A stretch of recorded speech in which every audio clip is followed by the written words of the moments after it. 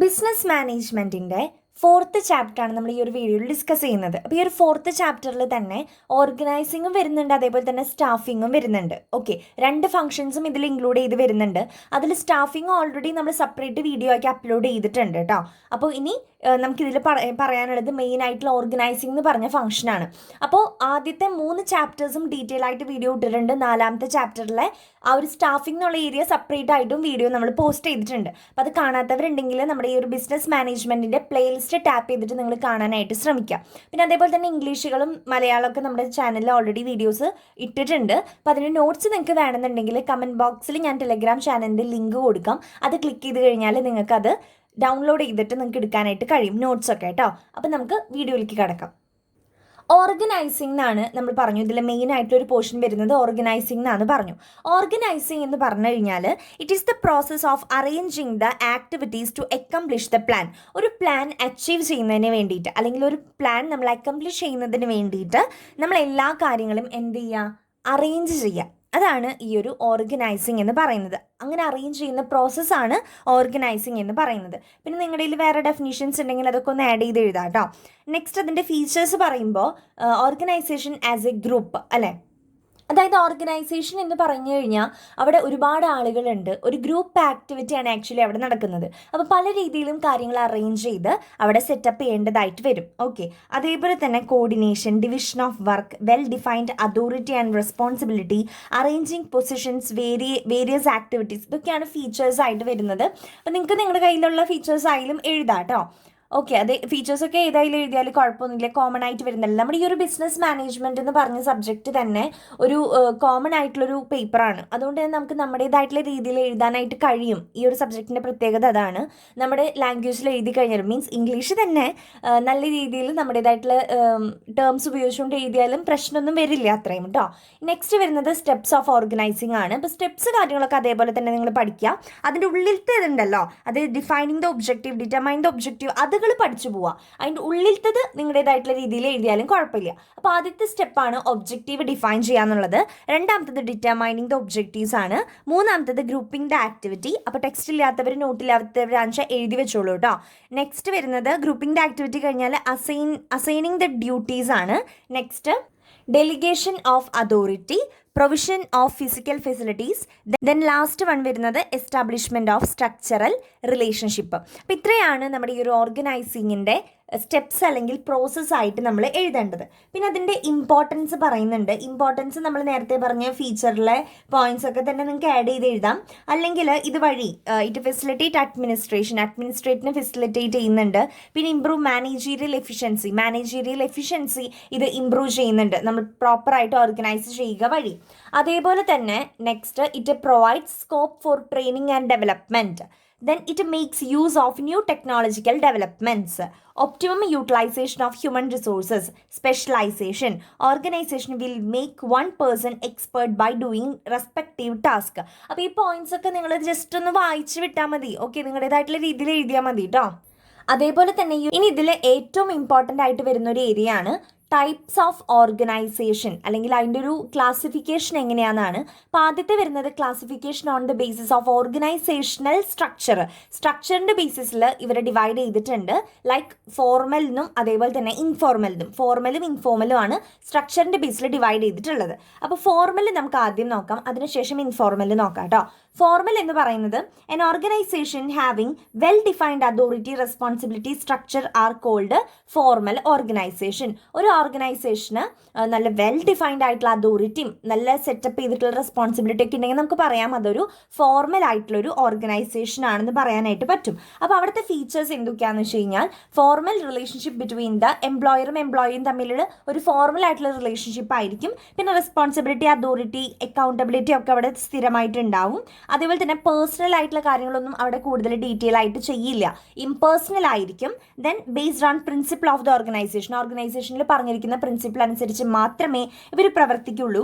Top level management ആയിരിക്കും എല്ലാ കാര്യങ്ങളും ഡിസൈൻ ചെയ്തിട്ടുണ്ടായിരിക്കും. അപ്പോൾ പക്ക ഒരു ഓർഗനൈസേഷൻ ഫോർമൽ ആയിരിക്കും. ഓക്കെ, അതാണ് ഫോർമൽ ഓർഗനൈസേഷൻ.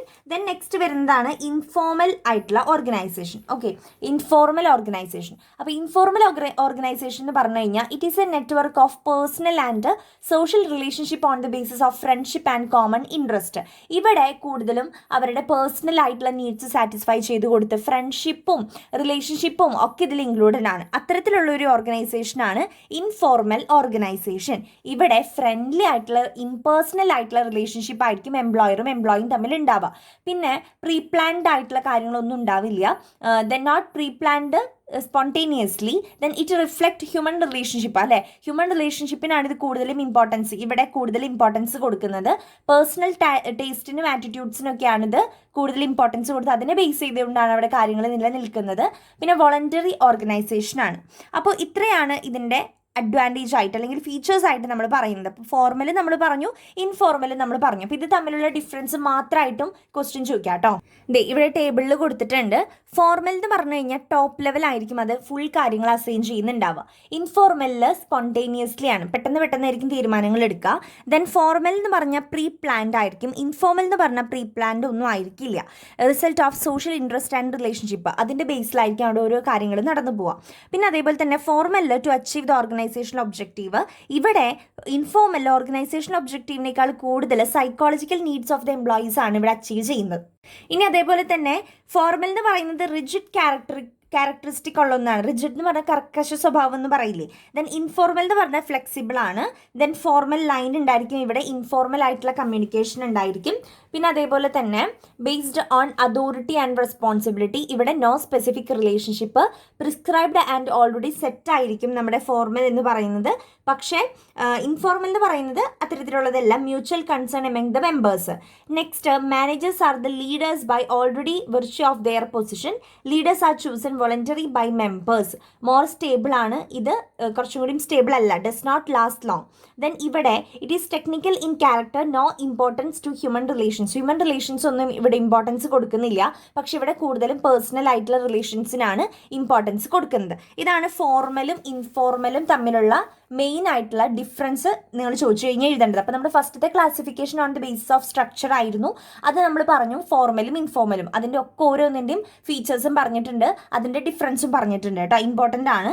നെക്സ്റ്റ് ക്ലാസിഫിക്കേഷൻ, രണ്ടാമത്തെ ക്ലാസിഫിക്കേഷൻ ആണ് classification on the basis of line of authority.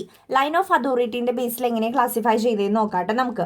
അപ്പോൾ അതിന് line organisation, functional organisation, line and staff organisation, ഇങ്ങനെ 3 രീതിയിൽ ക്ലാസിഫൈ ചെയ്തിട്ടുണ്ട്. ഈ ലൈൻ ഓർഗനൈസേഷനിൽ തന്നെ പ്യുവർ ലൈനും ഉണ്ട്, ഡിപ്പാർട്ട്മെന്റൽ ലൈനും ഉണ്ട്. അപ്പോൾ നമുക്ക് ആദ്യം തന്നെ എന്താണ് ലൈൻ ഓർഗനൈസേഷൻ എന്ന് നമുക്ക് നോക്കാം. Here the managers have direct authority over their സബോർഡിനേറ്റ്സിൻ്റെ മേലൊരു ഡയറക്റ്റ് അതോറിറ്റി ഉണ്ടായിരിക്കും. Here authority moves from the top to bottom, അതായത് ടോപ്പ് ലെവലിൽ നിന്നും ലോവർ ലെവലിലേക്ക് ഉള്ളൊരു ഡയറക്ഷനാണ് നമുക്ക് അവിടെ കാണാൻ സാധിക്കും. ഇൻസ്ട്രക്ഷൻസ് എല്ലാതും ടോപ്പ് ലെവലിൽ നിന്ന് ബോട്ടം ലെവലിലേക്ക് ഡയറക്റ്റ് ആയിട്ട് കൊടുക്കും. അപ്പോൾ അവർ തമ്മിലുള്ള ഒരു ഡയറക്റ്റ് അതോറിറ്റി നമുക്ക് ലൈൻ ഓർഗനൈസേഷനിൽ കാണാൻ സാധിക്കും. അത്തരത്തിലുള്ള ഓർഗനൈസേഷനാണ് ലൈൻ ഓർഗനൈസേഷൻ. ഇടനിലക്കാരൊന്നുമില്ല, ടോപ്പ് മാനേജ്മെൻറ്റ് നേരിട്ട് ലോവർ ലെവലിനെ ഭരിക്കുകയാണ് അവിടെ ചെയ്യുന്നത്. ഓക്കെ, ആ ഒരു ലൈൻ ഓർഗനൈസേഷനിൽ തന്നെ നമ്മൾ പറഞ്ഞു 2 എണ്ണം ഉണ്ട്, പ്യുവർ ലൈനും ഡിപ്പാർട്ട്മെൻ്റൽ ലൈനും. പ്യുവർ ലൈൻ എന്ന് പറഞ്ഞു കഴിഞ്ഞാൽ people doing similar activities are grouped as one department, അതായത് ഒരേ ആക്ടിവിറ്റി ചെയ്യുന്നവരൊക്കെ ഒരു ഡിപ്പാർട്ട്മെൻ്റ് ആക്കും. And controlled by top level management, എന്നിട്ട് അവരെ ടോപ്പ് ലെവൽ മാനേജ്മെൻറ്റ് കൺട്രോൾ ചെയ്യുകയും ചെയ്യും. Okay, it is applicable in small type of organisation. ചെറിയ രീതിയിലുള്ള ഓർഗനൈസേഷനിൽ മാത്രമേ ഈ ഒരു മെത്തേഡ് അപ്ലിക്കബിൾ ആവുള്ളൂ. കണ്ടോ, ഇവിടെ സെയിം ആക്ടിവിറ്റി ചെയ്യുന്നൊരു ഡിപ്പാർട്ട്മെൻറ്റിനെ ഇവർ ഒരു ഗ്രൂപ്പ് ഓഫിനെ എന്ത് ചെയ്തു, ഒരു ഡിപ്പാർട്ട്മെൻ്റ് ആക്കി മാറ്റി അതിനെ ടോപ്പ് ലെവലാണ് ഭരിക്കുന്നത്. ഓക്കെ, അപ്പോൾ ഇങ്ങനെയാണ് പ്യുവർ ലൈൻ എന്ന് പറയുന്നത്. നെക്സ്റ്റ് ഡിപ്പാർട്ട്മെന്റൽ ലൈൻ ആണ്. It is based on the division of labour. Here total organisation divided as different departments under the control of different departmental heads. അതായത് ഇവിടെ നമ്മുടെ മൊത്തം ഓർഗനൈസേഷനെ കുഞ്ഞു കുഞ്ഞു ഡിപ്പാർട്ട്മെന്റ്സ് ആക്കിയിട്ട് ഡിവൈഡ് ചെയ്യാണ്. ഓരോ ഡിപ്പാർട്ട്മെന്റ് നോക്കാനും ഓരോ ഡിപ്പാർട്ട്മെന്റൽ ഹെഡ്സ് ഉണ്ടായിരിക്കും. Heads are under the control of the top level management. ഈ ഒരു ഹെഡുകളെല്ലാം തന്നെ ടോപ്പ് ലെവൽ മാനേജ്മെൻറ്റിൻ്റെ കൺട്രോളിലായിരിക്കും. അപ്പോൾ നിങ്ങൾ ഈ ഒരു പിക്ചർ വരച്ച് വയ്ക്കുക. ഇവിടെ നമ്മുടെ മൊത്തം ഓർഗനൈസേഷനെ ഓരോ ഡിപ്പാർട്ട്മെൻറ്റ്സ് ആക്കി തിരിച്ചിട്ടുണ്ട്. അത് നോക്കാൻ ഓരോ ഡിപ്പാർട്ട്മെൻറ്റിൽ ഹെഡ് ഉണ്ട്. ഇവരെ മൊത്തം നിരീക്ഷിക്കുന്നത് ടോപ്പ് ലെവൽ മാനേജ്മെൻറ്റ് ആയിരിക്കും. ക്ലിയർ ആയല്ലോ? അപ്പോൾ ഇതാണ് ഡിപ്പാർട്ട്മെന്റൽ ലൈൻ. അതായത് ലൈൻ ഓർഗനൈസേഷനിൽ തന്നെ പ്യുവർ ലൈനും ഉണ്ട്. പ്യുവർ ലൈനിൻ്റെ ലൈൻ ഇതേപോലെ വരച്ച് വെച്ചോളൂ കേട്ടോ. പ്യുവർ ലൈനും ഉണ്ട്, അതേപോലെ തന്നെ ഡിപ്പാർട്ട്മെന്റൽ ലൈനും ഉണ്ട്. ഇനി നമ്മൾ അതിൽ രണ്ടാമത്തേത് പറയാൻ പോകുന്നതാണ് ലൈൻ ഓഫ് അതോറിറ്റീൻ്റെ ബേസിൽ രണ്ടാമത് വരുന്നതാണ് ഫങ്ഷണൽ ഓർഗനൈസേഷൻ. അപ്പോൾ എന്താണ് ഫങ്ഷണൽ ഓർഗനൈസേഷൻ എന്ന് നമുക്ക് നോക്കാം. It is the organisation structure where the top management directly not the transfer the authority to the subordinates, but there exists a particular level of departmental heads. അതായത് ഇവിടെയും ഒരുപാട് departments ആക്കി തരംതിരിച്ചിട്ടുണ്ട്. പക്ഷേ നമ്മുടെ ടോപ്പ് ലെവൽ മാനേജ്മെന്റ് ഡയറക്റ്റ് ആയിട്ട് ഈ ഡിപ്പാർട്ട്മെന്റിലേക്ക് authority pass ചെയ്യില്ല, അല്ലെങ്കിൽ റൂൾസോ കാര്യങ്ങളൊന്നും തന്നെ പറയാനുള്ളത് പാസ് ചെയ്യില്ല.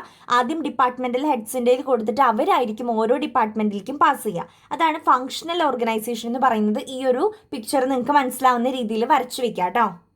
അതേപോലെ തന്നെ ഇവിടെ ലൈനും ഫങ്ഷണലും തമ്മിലുള്ള ഡിഫറൻസ് കൊടുത്തിട്ടുണ്ട് കേട്ടോ. ലൈൻ ഓർഗനൈസേഷനും ഫങ്ഷണൽ ഓർഗനൈസേഷനും. ലൈൻ ഓർഗനൈസേഷൻ എന്ന് പറഞ്ഞു കഴിഞ്ഞാൽ അവിടെ authority move from top to bottom ആണ്. കറക്റ്റ് ഒരു മീഡിയേറ്റേഴ്സ് ഇല്ലാതെ ടോപ്പ് ടു ബോട്ടം ആണ്. പക്ഷേ ഫങ്ഷണൽ എന്ന് പറഞ്ഞു കഴിഞ്ഞാൽ നമ്മൾ നേരത്തെ കണ്ടത് അല്ലെ, ഡിപ്പാർട്ട്മെന്റൽ ഹെഡ്സ് വഴിയായിരിക്കും പാസ് ചെയ്യുക. പിന്നെ അതേപോലെ തന്നെ ഇവിടെ subordinates receive orders from the ടോപ്പിൽ നിന്നായിരിക്കും കിട്ടുക, ഇവിടെ ഡിപ്പാർട്ട്മെന്റൽ ഹെഡ്സിൽ നിന്നായിരിക്കും കിട്ടുക. യൂണിറ്റി ഓഫ് കമാൻഡ് ആണ് ഇവിടെ ഫോളോ ചെയ്യുന്നത്, ഇവിടെ യൂണിറ്റി ഓഫ് കമാൻഡ് ഫോളോ ചെയ്യുന്നില്ല. പിന്നെ അതേപോലെ തന്നെ നെക്സ്റ്റ് പറയുന്നത് നമ്മുടെ ലൈൻ എന്ന് പറയുന്നത് നോട്ട് സ്പെഷ്യലൈസേഷൻ ആണ്. പക്ഷേ നമ്മുടെ ഫങ്ഷണൽ ഓർഗനൈസേഷൻ സ്പെഷ്യലൈസേഷൻ ആണ്.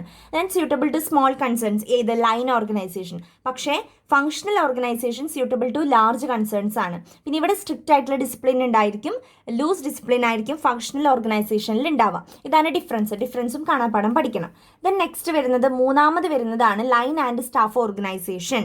അപ്പം നമ്മൾ ക്ലാസിഫിക്കേഷനാണ് പറഞ്ഞുകൊണ്ടിരുന്നിരുന്നത്. ഓൺ ദ ബേസിസ് ഓഫ് സ്ട്രക്ചറിൻ്റെ ബേസിൽ നമ്മൾ ഫോർമലും ഇൻഫോർമലും പറഞ്ഞു. അതേപോലെ തന്നെ ലൈൻ ഓഫ് അതോറിറ്റീൻ്റെ ബേസിൽ ലൈൻ ഓർഗനൈസേഷൻ ഉണ്ട്, ഫങ്ഷണൽ ഓർഗനൈസേഷൻ ഉണ്ട്, ലൈൻ ആൻഡ് സ്റ്റാഫ് ഓർഗനൈസേഷൻ ഉണ്ട്. അപ്പോൾ ഈ ഒരു ലൈൻ ഓർഗനൈസേഷനിൽ തന്നെ പ്യുവർ ലൈനും ഉണ്ട്, ഡിപ്പാർട്ട്മെന്റ് ലൈനും ഉണ്ട്. സെപ്പറേറ്റ് നമ്മൾ ഡയഗ്രം ഒക്കെ പറഞ്ഞു തന്നതാണ്. ഫങ്ഷണൽ ഓർഗനൈസേഷനും ഈ ഒരു ലൈനും തമ്മിലുള്ള ഡിഫറൻസ് നമ്മളിപ്പോൾ തന്നെ പഠിച്ചു. ഇനി നമ്മൾ പറയാൻ പോകുന്നത് ലൈൻ ആൻഡ് സ്റ്റാഫ് ഓർഗനൈസേഷൻ ആണ്. അപ്പോൾ ഈ ഒരു ഫങ്ഷണൽ ഓർഗനൈസേഷനെ തന്നെ സ്റ്റാഫ് ഓർഗനൈസേഷൻ എന്നും കൂടി പറയാറുണ്ട്. അപ്പോൾ ഇതിൻ്റെ രണ്ടിൻ്റെയും മിക്സ് ആണ് actually line and staff organisation കേട്ടോ. ഇതിൽ പറയുന്നത് മൊത്തം നമ്മുടെ ഓർഗനൈസേഷനെ രണ്ട് കാറ്റഗറിക്ക് ഡിവൈഡ് ചെയ്തിട്ടുണ്ട്, സ്റ്റാഫ് ഓഫീസേഴ്സും ലൈൻ എക്സിക്യൂട്ടീവ്സും. സ്റ്റാഫ് ഓഫീസേഴ്സ് എന്ന് പറഞ്ഞു കഴിഞ്ഞാൽ ലൈൻ എക്സിക്യൂട്ടീവ്സിന് ഒബ്ജക്റ്റീവൊക്കെ സെറ്റ് ചെയ്ത് കൊടുത്ത് അവരെ കൊണ്ട് പണിയെടുപ്പിക്കുന്നവരാണ് ആക്ച്വലി സ്റ്റാഫ് ഓഫീസേഴ്സ്. അവർ പറയുന്ന കാര്യങ്ങളനുസരിച്ച് പ്രവർത്തിക്കുന്നവരാണ് ലൈൻ എക്സിക്യൂട്ടീവ്സ്. ഈ ഒരു പറഞ്ഞ ക്ലാസിഫിക്കേഷൻ്റെ ഒക്കെ ഓരോന്നിൻ്റെയും അഡ്വാൻറ്റേജും ഡിസഡ്വാൻറ്റേജും നിങ്ങൾ ജസ്റ്റ് ഒന്ന് വായിച്ചു പൊക്കോളൂ കേട്ടോ. അതൊന്ന് പഠിച്ചു പൊക്കോളൂ. ഇല്ലെങ്കിൽ ഇത്രയും പഠിച്ചിട്ട് അതിൽ നിന്ന് നിങ്ങൾക്ക് ഉണ്ടാക്കി ഫീച്ചേഴ്സ് എഴുതിയാലും മതി. ഓക്കെ, അപ്പോൾ നമ്മൾ അത്രയും ഓരോന്ന് ഡീറ്റെയിൽ ആയി പറഞ്ഞു നിന്ന് കഴിഞ്ഞാൽ വീഡിയോ തീരില്ല. അതുകൊണ്ടാണ് നമ്മൾ ഇമ്പോർട്ടൻറ്റ് ഏരിയാസ് മാത്രം ഫോക്കസ് ചെയ്തുകൊണ്ട് പോകണേ കേട്ടോ. നമുക്കിനി ക്വസ്റ്റ്യൻ പേപ്പർ ഡിസ്കഷൻ പറയുമ്പോൾ നമുക്കതൊക്കെ പറയാം. ഓക്കെ, ഇനി നെക്സ്റ്റ് നമുക്ക് ഈ ഒരു ചാപ്റ്ററിൽ ഇമ്പോർട്ടൻ്റ് ആയിട്ട് പഠിക്കാനുള്ളത് ഓർഗനൈസേഷൻ മോഡൽസ് ആണ്. 5 ഇമ്പോർട്ടൻ്റ് ആയിട്ടുള്ള ഓർഗനൈസേഷൻ മോഡലാണ് നമുക്ക് ഈ ഒരു ചാപ്റ്ററിൽ ഉള്ളത് കേട്ടോ. അപ്പോൾ അതിൽ ഒന്നാമത്തതാണ് ഹൈറാർക്കിക്കൽ മോഡൽ. ഹൈറാർക്കിക്കൽ മോഡൽ എന്ന് പറഞ്ഞാൽ നമ്മൾ മൊത്തം ഓർഗനൈസേഷനെ 3 ലെവൽസ് ആക്കി ഡിവൈഡ് ചെയ്യില്ലേ, ലൈക്ക് ടോപ്പ്, മിഡിൽ, ലോവർ, അങ്ങനെ 3 ലെവലാക്കി ഡിവൈഡ് ചെയ്തിട്ടുള്ള ഓർഗനൈസേഷനെയാണ് നമ്മൾ ഹൈറാർക്കിക്കൽ മോഡൽ ഓർഗനൈസേഷൻ എന്ന് പറയാം. ക്ലിയർ ആയല്ലോ? രണ്ടാമത്തത് ഫ്ലാറ്റ് മോഡലാണ് കേട്ടോ. ഫ്ലാറ്റ് മോഡലിൽ പറയുന്നത് എന്താണെന്ന് വെച്ച് കഴിഞ്ഞാൽ an organisation having few departments and levels are called flat organisation model. ഒരു കുറച്ച് ഡിപ്പാർട്ട്മെൻറ്റ്സും ലെവൽസേ ഉള്ളൂ എന്നുണ്ടെങ്കിൽ നമ്മൾ അതിനെ പറയുന്ന പേരാണ് ഫ്ലാറ്റ് മോഡൽ കേട്ടോ. ഒരു ടോപ്പ് ലെവൽ ഉണ്ടായിരിക്കും, ഡിപ്പാർട്ട്മെൻറ്റ്സ് വന്നിട്ട് കുഞ്ഞു കുറച്ച് ഡിപ്പാർട്ട്മെൻറ്റ് അല്ലെങ്കിൽ കുറച്ച് ലെവൽസ് മാത്രം ഉള്ളെങ്കിൽ നമ്മൾ അതിനെ ഫ്ലാറ്റ് മോഡൽ എന്നാണ് പറയുക. ഇനി അതുപോലെ തന്നെ മൂന്നാമത് വരുന്നതാണ് ഫ്ലാറ്റർ ഓർഗനൈസേഷൻ. ഫ്ലാറ്റർ ഓർഗനൈസേഷനിൽ പറയുന്ന കാര്യം എന്താണെന്ന് വെച്ചാൽ നമ്മൾ നേരത്തെ ഫ്ലാറ്റ് മോഡൽ പറഞ്ഞില്ലേ, അതിനേക്കാളും കുറച്ചും കൂടി കുറവായിരിക്കും ഇവിടെ ലെവൽസ് ഉണ്ടാവുക. വളരെയധികം കുറവ് ലെവൽസ് ഉള്ള ഓർഗനൈസേഷൻ അല്ലെങ്കിൽ ഡിപ്പാർട്ട്മെന്റ്സ് ഉള്ള ഓർഗനൈസേഷൻ ആയിരിക്കും ഫ്ലാറ്റർ ഓർഗനൈസേഷൻ. നെക്സ്റ്റ് വരുന്നത് ഹൊളാക്രസി ആണ്. ഇവിടെ എല്ലാവർക്കും കുറച്ചും കൂടിയും ഫ്രീഡം ഉണ്ടായിരിക്കും, എംപ്ലോയീസിനൊക്കെ ഡിസിഷൻ മേക്കിങ്ങിലും എല്ലാത്തിലും കുറച്ചും കൂടി ഫ്രീഡം ഇവിടെ ഉണ്ടായിരിക്കും. അത്തരത്തിലുള്ള ഒരു മോഡലാണ് ഹൊളാക്രസി എന്ന് പറയുന്നത് കേട്ടോ. നെക്സ്റ്റ് വരുന്നത് സ്പാൻ ഓഫ് മാനേജ്മെന്റ് അല്ലെങ്കിൽ സ്പാൻ ഓഫ് കൺട്രോൾ ആണ്. ഇത് 3 മാർക്കിന് ചോദിക്കാൻ ചാൻസ് ഉള്ള ഒന്നാണ് കേട്ടോ. ഇതിനെ span of supervision, span of management, span of authority, ഇങ്ങനെ പല പേരുകളിലൂടെ ഇതിനെ വിളിക്കാറുണ്ട്.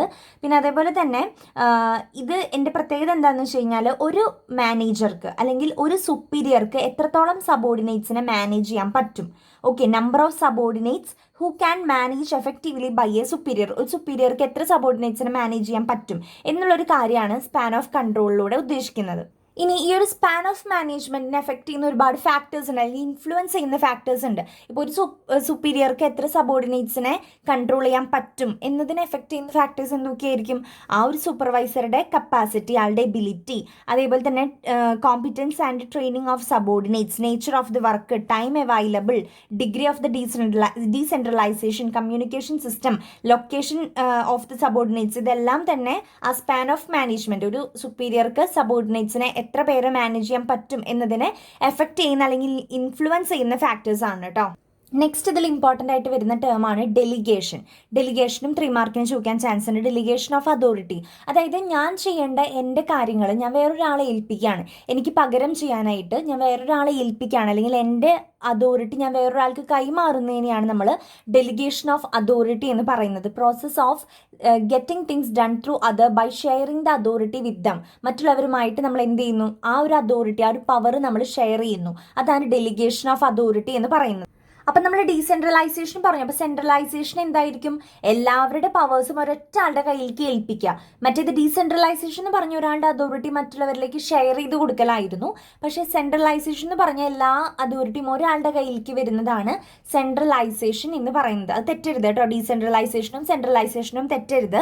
അപ്പോൾ ഇത്രയാണ് ഇമ്പോർട്ടൻറ്റ് ടേംസ് ഈ ഒരു ചാപ്റ്ററിൽ വരുന്നത്. നമ്മൾ ഓരോരോ പോർഷൻ ഡീറ്റെയിൽ ആയിട്ടൊന്നും പറഞ്ഞിട്ടില്ല, കാരണം നമ്മൾ അങ്ങനെ എടുത്തു പോയാൽ തീരില്ല പോർഷൻ. അപ്പോൾ അതുകൊണ്ട് തീരെയും ടെക്സ്റ്റും നോട്ട് ഇല്ലാത്തവർക്ക് എന്തെങ്കിലും ഒന്ന് പാസ് മാർക്കിനുള്ളതായാലും കിട്ടണ്ടേ. അപ്പോൾ അതുകൊണ്ടാണ് നമ്മൾ വേഗം ചാപ്റ്റർ എടുത്തു പോയത്.